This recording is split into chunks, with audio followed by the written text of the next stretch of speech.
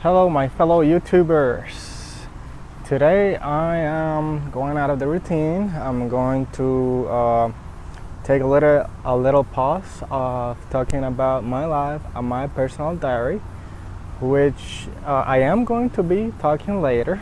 I just want you to know how I got here, and I want you to know me better because I like to create a relationship between me and my viewers. It's always good, that people know you, but sometimes you gotta take a little break in case people get too bored. But so today I'm gonna talk about something I love, which is photography, and specifically I'm going to talk about the Leica camera that I owned. I own a Leica D-Lux 4. This is the camera. I'm gonna do a little close-up over here so you can see it. Here it is. This is the back. So you can see, this is the Leica D-Lux 4. This is not a new camera. I bought it used. It's actually discontinued by the manufacturer. It's not one of Leica's most popular cameras, but back when it was launched, I believe it was 2010, the camera cost around $600. I bought it used on eBay around $260. The reason I purchased this camera is because I've read a lot about Leica cameras and how they emphasize how the lens is really sensitive to colors, and how the lens makes colors brighter, and that's one of the things I like about photography. I'm not a big fan of black and white. I'm a big fan of color photography, and if I can get the colors seem brighter and more real, if I can get that saturation and contrast to appear as something extraordinary, something special, I like that effect in my photos. I like lots of colors, and this camera is like it does not have a I don't have any filter for it, but when I shoot with it, it's like if it had by default like a polarizer lens, and I'm not sure what's the special thing about this design that makes pictures seem so colorful and bright. I really don't know what it is. I guess I would have to get into the science of lenses in order to give you a proper explanation. But also what I like this is my little warrior. This is my nifty camera for street photography. At first I purchased a Canon T6i, which is a great beginner camera for everything, but it's not really good for street photography. And it's not good not because it doesn't take good pictures. I mean, the Canon takes excellent pictures. I love the pictures of the camera. It's just that it's too big for street photography. When you're in the street, you want something light, you don't want something so heavy, and also you don't want a camera that gets too much attraction. And when people see those big lenses on their faces, they get scared, they run away, they walk past you, they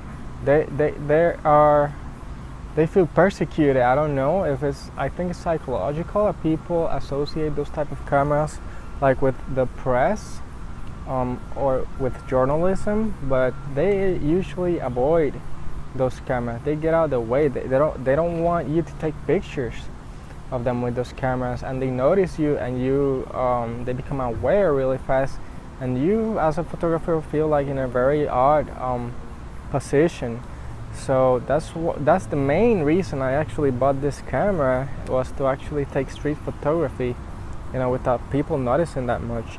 And what I do is that I put black clothes or gray clothes, like dark clothing, and I go and I take pictures of people in the street or in the park in candid moments. I like candid photography. I don't like that the person knows that I'm taking their picture. I don't want, I like to pick up strange characters or peculiar special characters in the way they are by default, you know, people doing their own things.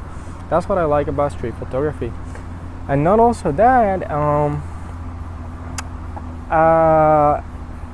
I say this camera is also good for landscapes, you know, because of the colors and everything. If you are out in a trip and you don't have your DSLR, this is a great option for landscapes. You know, this will emphasize a lot in the colors, and it also has a lot of manual. It has manual mode, portrait, aperture priority, and all that good stuff. It's good for landscapes because you can go ahead and put this on a tripod.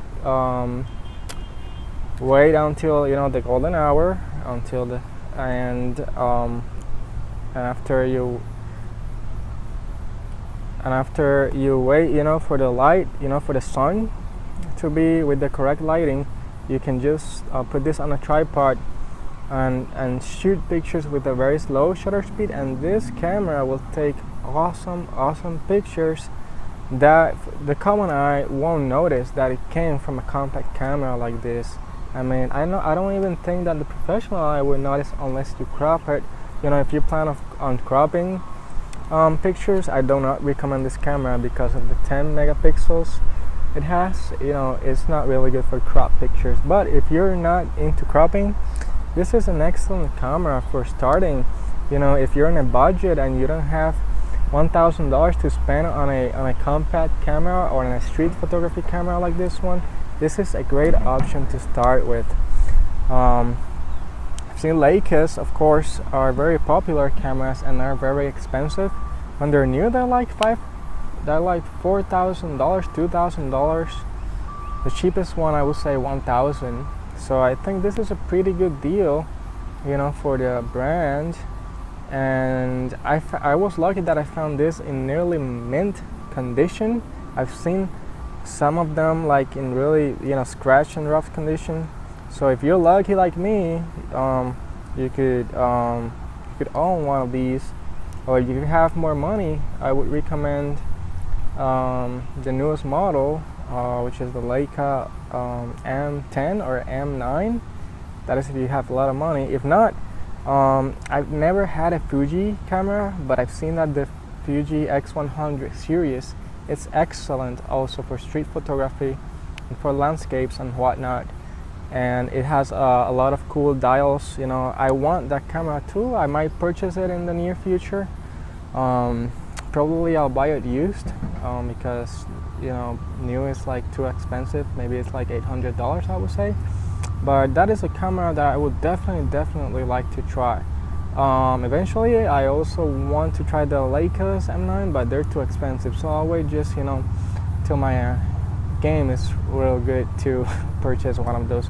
Well, next video, I'm gonna keep talking a little bit about myself. You know, I wanted to take a little break so you don't get too bored, and also that you learn new stuff with me and share stuff with me, and people that have similar likes can also share their experiences and their opinions about photography, street photography, landscape, or whatever you want to share. Just put it in the comments below.